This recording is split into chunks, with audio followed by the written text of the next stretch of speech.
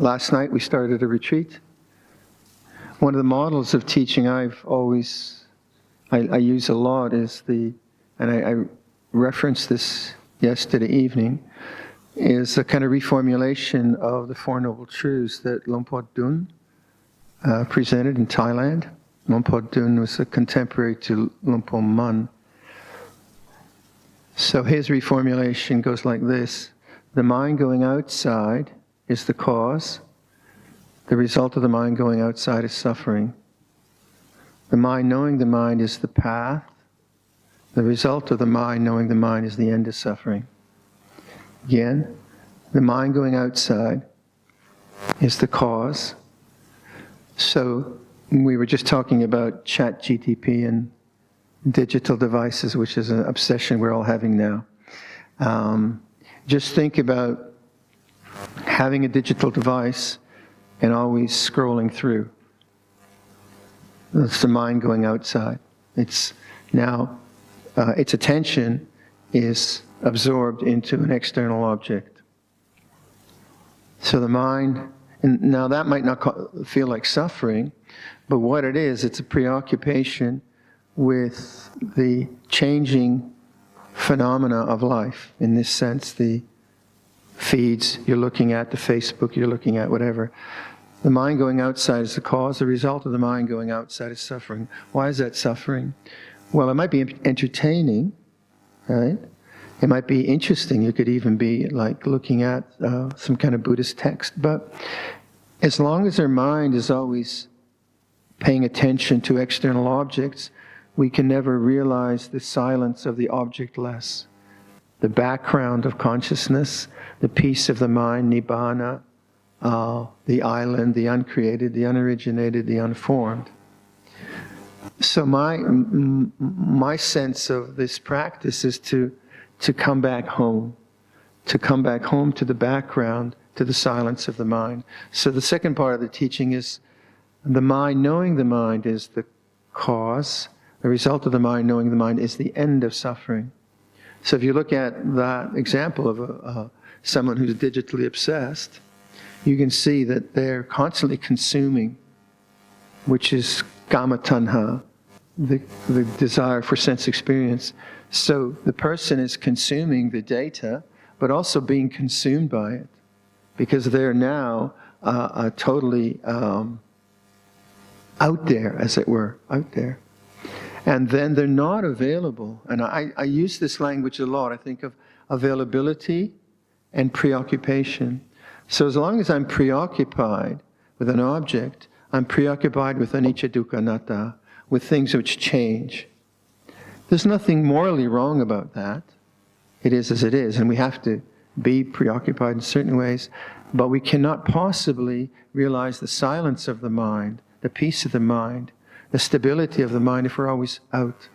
The mind knowing the mind then is like, let's say you put the digital device on your counter,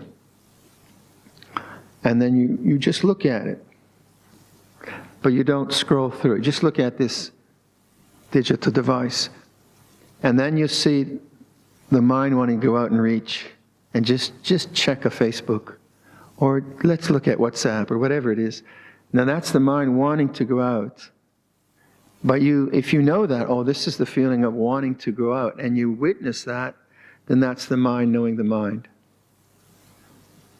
When the mind knows the mind, then that tendency to always have to go out is now known, and you have a choice. The more addicted I am to going out all the time, the more I do that, of course, the more difficult it is. So I might look at the monk said, okay, 5 minutes. Just watch your digital device. Just look at it. And after 2 minutes, you say, well, that was a bad idea, and you pick it up and you look at it. So even though you know that, the pull of objective experience is very, very strong. So that's a kind of interesting, very obvious, I think, example, but it also applies to our emotional life. Let's say I always joke about this. I say to you, okay, next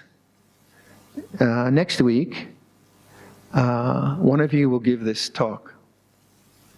We'll put all our names in a hat. It'll be a big hat. And then I will draw from the hat a name. And one of you will have to give this talk. If your name is announced, what will you be? You'll be probably anxious, because most people are afraid of giving public talks, right? So that anxiety is a condition. It's emotional data, shall we say. It arises because of causes and conditions, because of what we call maybe performance anxiety. And that's natural. It's natural to feel anxious.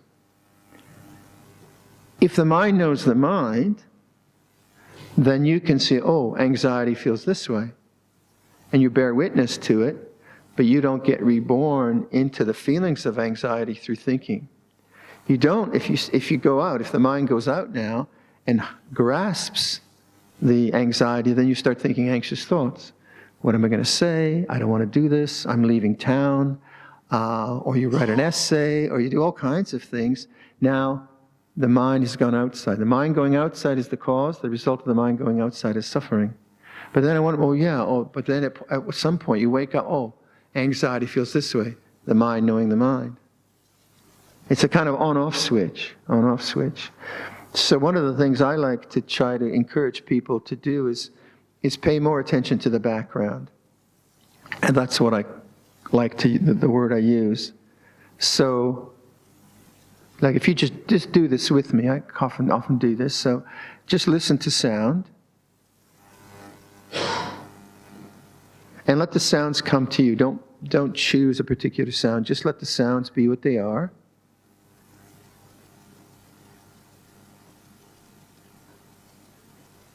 Now feel your hands. Just feel the tactile feeling of your hands. Listen to sound. So sound is different than tactile feeling, correct? But what is it that makes that possible? And that's awareness. So awareness is the background. So do that again. Listen to sound. And feel the hands. What is different? Tactile, sound. But what's the same in those two experiences of tactility, is that such a word? And sound? Well, it's the awareness or the background. Yeah? You see what I mean? That's always there. Peace is always there. It's not dependent on sound. Now, and I was saying this last night, so just to repeat, again, if the sound changed to something quite unpleasant, if maybe there was some construction work going on upstairs and you heard a jackhammer or something like that, and it was going through the concrete, that would be a very unpleasant sound. So that what would you tend to do? You tend to kind of go out to the sound and say, why don't they stop? We're on retreat. How could they be working when we're on retreat? So the mind would go outside with his commentary. And that would be okay. I mean, there's nothing wrong with that. If you were the organizer of the retreat, you'd have to do that. But if you're always going out, again, so then you take a different stance and you say, well, sound is just sound. You become receptive to sound. Then as the sound gets unpleasant, you notice, there's the mind going out trying to get rid of the unpleasant sound through commentary, through judgment, through thinking. And then you come back, annoyance feels this way. So there's the sound now, but also there's the quality of sound, which is unpleasant, and you have the annoyance. This is the way the mind works. But annoyance feels this way, and you just stay with the annoyance ceases. The sound is still the same, but what you've done is you stayed with the mind knowing the mind. You kind of go back to peace. There was a very good example of this in London when Luang Cha was visiting us at the Hampstead Vihara. The Hampstead Vihara was the first place in England that Luang Por Sumedho landed. I was there. And Luang Cha came in the second year of our residence there. In the third year we left. But we were doing a meditation in the shrine room. And there were maybe like 15 people, not many people. We weren't known, Ajahn Chah wasn't known. And the street that this house was on is Haverstock Hill, very, very noisy street. I mean, really noisy, with a pub across the road and people yelling and drunk and playing rock music and buses and taxis and so on. It's very, very noisy. And the windows of this room, meditation room, were, I think it was a Georgian building, but very, very tall, 11-foot windows. So the sound was just kind of coming through. So at the end of the meditation, and I was sitting there thinking, oh gosh, it's so noisy. And poor Ompa Chan, kind of. And then after the meditation, Lompa Cha says, you think that noise is bothering you, stop going out there and bothering the noise. And it was a good teaching, huh? It was really, because the noise is just doing what noise does. It's not, its intention isn't to hurt us. So the mind going out is the cause. The result of the mind going out is suffering. Take another emotional example. You feel, let's say you say something, let's say you're in a bad mood, and you've got the flu, and someone in the family, someone at work, you haven't had much sleep, so you're really in a bad mood, and someone at work comes to you and asks for something, and you tell them, shut up. And then you walk away, oh, wrong speech, bad Buddhist, wrong speech. So then you go back home and you feel guilty. So the memory comes up, shut up, oh, bad Buddhist, I'm bad. So you feel guilt. I mean, this is an exaggeration, obviously. But, okay, so you feel guilt. Now, if you see guilt as an object, as a coarse sound might be, then you know, oh, guilt feels this way. And you can make a determination to try to practice right speech, or you can say, well, I was tired, may I be well and happy, whatever, but you know guilt has guilt. The mind, knowing the mind, then it's not a problem. It's unpleasant, but it's not really a problem. The mind going outside, then what would that be? Well, you'd feel the guilt, and then you start thinking guilty thoughts. I'm hopeless, and I'm pathetic, and what kind of a Buddhist am I? Or you'd start to maybe even like send metta to the person you insulted. May you be well, may you be well, may you be well. But actually you'd be suppressing the guilt. You can make it even more complicated. That's the mind going outside, mind going out into an object. So the khandhas, or the ayatana, different ways we talk about, I just say object myself. And I use the word stream of consciousness. So an emotion is an object in awareness. A bodily feelings, a painful knee is an object in awareness. The taste of sweetness is an object in awareness. So we have this, our life is one of these, the stream of consciousness, are constant objects are coming and going, emotional, physical. And what we tend not to notice is the background, because we're preoccupied with happiness or the stress of duties, or we're preoccupied with all kinds of cultural identities and so on. So what I recommend to people is start to touch the background by doing simple things like I think the exercise with sound has always been very effective for me. So if I'm like I do a lot of airplane trips now. You wouldn't believe how many air miles I get now. Fabulous amount of air miles. But then, there'll be the roar of the plane. It's very loud. And I say, okay, what is not the roar of the plane? So the roar of the plane is irritating. It just kind of wears you down physically. And then I use that, so that's unpleasant. And then what is it that knows that? And then I come back to the silence of the mind.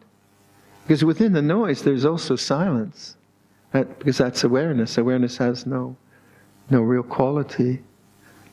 So my sense of it is, if you train with something, a very simple sense base, like sound, and you understand that principle of this experience is in awareness, and that awareness is like the container, or that awareness is conscious space, or as I was saying, I think last night I gave the analogy of if you have a document printed on white paper, the print is black, the paper is white, the white is the background, the print is the foreground. You don't tend to notice the background when you're reading a book. You're always in the foreground, reading. The foreground could not, the print could not exist without the page. So in a sense, that's when I refer to the background, or awareness, or knowing, or consciousness, that's what I'm trying to point to, that this experience of us sitting here could not take place if there wasn't space and consciousness. Couldn't happen. We'd all be just congealed into some kind of a mass. So if you take that physical analogy, like, you don't tend to notice space. When you come into the room, you kind of notice, oh, that's a spacious, but then you tend to look at who's here, what's the architecture, what are the color of the walls, or you don't notice anything. You just kind of bumble along, you sit down. So, but what would you need to do to notice space? You'd have to take your attention away from objects. Like just to notice space in a room, what do you have to do? Well, I have to stop looking at the sign or looking at the color. I have to just relax my mind, and then I notice space. Awareness is like that. Awareness has the quality of space. It's boundless. And now that isn't something you do through hours and hours of meditation, right? You can do hours and hours of meditation, but that's not, awareness is always there. So for me, the Nibbana Sutta is very, very important, and I always run it parallel to the Four Noble Truths. So in the Nibbana Sutta, and there are several, I think in the Udana there are 4 or whatever, and the one I like is there is the unconditioned, the uncreated, the unoriginated, the unformed. If there were not the unconditioned, the unoriginated, the unformed, the deathless, there would be no release from that which is born and dies. So when I first came, as a layman even, I was struggling with this vast teaching that we have, this fabulous teaching, because there was dependent origination and anicca dukkha anatta and parami and the Four Noble Truths. Where does it all fit together? And what helped me a lot was when Lompo Smedo introduced me to the Nibbana Sutta, and then I thought, yeah, all the teachings must be referring back to that, because that is a statement of his liberation, his enlightenment. So for me, okay, if everything refers back to that, and it must do, because what else would he be teaching? So the Buddha realizes enlightenment. He makes that statement, and then he starts to put out a teaching trying to get us to that realization. So what is unconditioned? Well, emotions are conditioned, body's conditioned, relationships are conditioned, ice cream is conditioned. So what is unconditioned? Well, the only thing you really have is awareness, isn't it? Is awareness feminine? Is awareness 32 years old? Is awareness Latvian? Is it Malaysian? Does awareness speak Malaysian English or Canadian English? I'm just discovering Malaysian English. So you off the lights. You don't switch the lights off. It's quite fun listening to Malaysian English. You off the lights. It works. It works. Anyway, is awareness Malaysian English or it's not? It doesn't have a quality. It's not conditioned. Is awareness dependent on time? I don't think so, because like, one of the ways I like to think about that is, one of the ways you could think about awareness is like presence. We all know we're here, yeah? We're not there, we're here, wherever here is. And when you go to the washroom or you go home, is presence ever absent? Like, isn't presence always there? Isn't consciousness always there? If it was ever not there, how would you ever function? How could you possibly function? So there is a sense of presence, or awareness, or witnessing, many ways, or knowing. And that is always available. Hence it's unconditioned. It's not created. It's unoriginated, unformed. So we say awareness or mindfulness is the doorway to peace. And a doorway participates of the interior and the exterior, correct? It is of both spaces. So certainly our attention has to be focused on the foreground of our experience, on emotions and our responsibilities and all the rest of it. So we need to do that. But also awareness refers to the background. It's the doorway. So we say it's the doorway to the deathless. And what I find really interesting is I like the foreground. I have fun in a monk kind of way. So I enjoy, like I'm into weaving and furniture making, and I'm not into digital stuff. I like working with my hands. I like speaking with people. I enjoy walking through the woods. So there's nothing particularly wrong about the foreground. The foreground sometimes is very annoying. We have a lot of mosquitoes, and we have ticks, and we have deer. We have a lot of little things that try to attack me and eat me in our monastery. And right now it's -12, so it's a bit chilly. So the foreground sometimes is not nice. That's the way the foreground. So without dismissing sense experience or thinking there's anything particularly wrong about sense experience, you say, well, try to live decently, but notice the peace of the mind. Notice the silence of the mind. It's always there. When you think about the Four Noble Truths and you think about tanha, kama tanha, bhava tanha, vibhava tanha, what is tanha about? Isn't it always about going out? Like, kama tanha is about consuming. And what is the thing we consume the most? It's thought. Thought is like endless potato chips. You just always chomp, chomp, chomp, chomp, chomp. Another thought, another worry, another plan, another worry, another. It's just like consuming. So that is the really difficult part of the meditative life. How do you witness thinking and not repress it? Because thinking is natural. If you try to repress it, you'll think more. And yet if our attention is always preoccupied with thought, we can never notice the silence of the mind. So that's kama tanha. Bhava tanha is always the sense of becoming. We were talking about digital. I was looking at his digital body watch. What do you call those? The kind of, where it tracks everything, your sleep. And I said, well, why would you do that? Why would you want to know how many hours you slept? You just sleep, don't you? So maybe, I don't know about you, but maybe that creates a bhava, I have to sleep more. Or we were talking about paces, weren't we? This device measures the number of paces you took. That sounds bad. That you're always looking at your watch.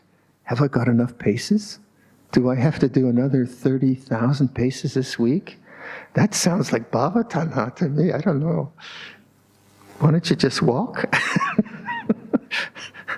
I'm being facetious, obviously.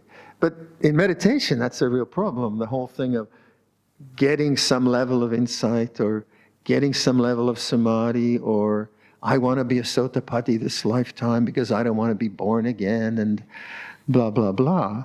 That's all bhava. That's all ego, self, inadequate, poor little inadequate me, and I want to become something. That's all bhava tanha. That's going out. And vibhava tanha, what's that? It's the rejection of what's going on. You know, I don't want this fear. I should be nice all the time. I don't want this sickness. Rejecting one thing and trying to get to another. And that's the activity of craving, of delusion. And yet in any given moment you can say, oh, I don't want to be here right now. And then you're here right now. You get that? You know, you're sitting with your eccentric uncle, and he's just going on and on and on and on and on. And you've heard him, you know, for 10 years now, eccentric uncle, Uncle Charlie, whoever he is. And you're sitting, you're thinking, Uncle Charlie, shut up, will you? Or you don't say it, but you feel it. You know, enough. What is he going to? Oh, this is what it feels like not to like Uncle Charlie. You could feel guilty, think, I love you, Uncle Charlie, but you don't. You're fed up with him. But if you just say to yourself, oh, this is what fed up feels like, the mind knowing the mind, you all of a sudden are back home in the territory of freedom. And then Uncle Charlie keeps talking, and then you react again. Oh, Uncle Charlie feels this way. So our training and awakening is a constant remembering of something rather than an attainment of something. You can always remember this. Attainment is different. But the thing about awareness, it's not a quality of experience. Again, you can have a noisy experience and still be aware. You can have a difficult emotional uprising and still be aware. It's not a quality of experience. It's that which, we use the word transcendence. It transcends experience because it knows experience. When the feeling of irritation arises, is awareness irritated, or does it know irritation? Does awareness take on the color of irritation, or does the mind with its emotions take on the color? Awareness has no color, it has no quality. So my recommendation is, like, play around with that idea if it's interesting or helpful. If it's not, then play around with other ideas, obviously. But try to use like simple sense data, like sound, and see if you can just recognize space. Consciousness is always there. And then apply that to the more difficult patterns of our emotional life and, you know, the more complex things of our life. So I think that's quite a lot to consider. Brothers and sisters in the Dharma, let us show our gratitude and appreciation to Luang Por by saying sadhu 3 times together. Sadhu, sadhu, sadhu.